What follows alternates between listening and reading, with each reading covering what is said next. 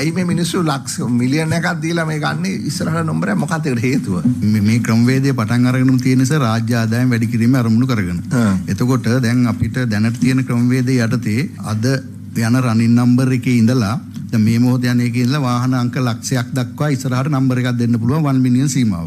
අංක 10000ක් දක්වා රුපියල් ලක්ෂයයි. මට තේරුණා. 20000ක එහෙම ගිහිලා ලක්ෂ 50000 පැනලා ඉඳලා 50000 ඉඳලා ලක්ෂය දක්වා සීමාවට 1 මිලියන් ණය කරනවා. දැන් ඕගොල්ලෝ එහෙම 1 මිලියන් charge කරලා තියනවද? charge කරලා තියෙනවා. කී දෙනෙක් එහෙම අරගෙන තියනවද? 2023 11 දෙනෙක් අරන් තියෙනවා. 2024 46 වාහන 46ක් මේ විදිහට අරන් තියෙනවා. 2025 692ක් 2026 up to ඊයේ 17 දක්වා 2026 436ක් මිලියන් එක ගෙවලා නෙමෙයි මිලියන් එක සර් මිලියන් එක ඒ කියන්නේ මේ අර ලක්ෂ 5 ලක්ෂ නෙමෙයි මේ මිලියන් එක මිලියන් එක සර් මේ මගේ අම්මේ දැන් මේ ඩඩ්ලි මහත්තයා මාතක තරහනේ ගන්නෑ මේ කිව්වද දැන් මේ ඩඩ්ලි මහත්තයාගේ කාර් එක ගැන හැමෝම කතා වුණානේ නේද දැන් පිට රටවල් වන්නම් තමන්ගේ නම ඩඩ්ලි කියලා හිතමු මගේ නම ඩඩ්ලි කියලාම ගහලා ගත හැකිනේ එහෙම ක්‍රමවේද තියෙනවා සර් පිට රටවල් වල අපේ බැරි දෙයක් කරන්න ඒක පුළුවන් සර් ඒක අපිට කරන්න පුළුවන් අපි ඒයි කරන්නේ නැත්තේ දැන් එතුමාගේ කාර් එක මිලියන් මං හිතන්නේ 500ක්ද කොහෙද එතකොට ඒ වගේ කමිෂන් ඇඩ්මින් අපි ඇත්තටම මේ ක්‍රමවේදය ලංකාවට අඳුනලා දෙන්න සැලසුම් කරගෙන යනවා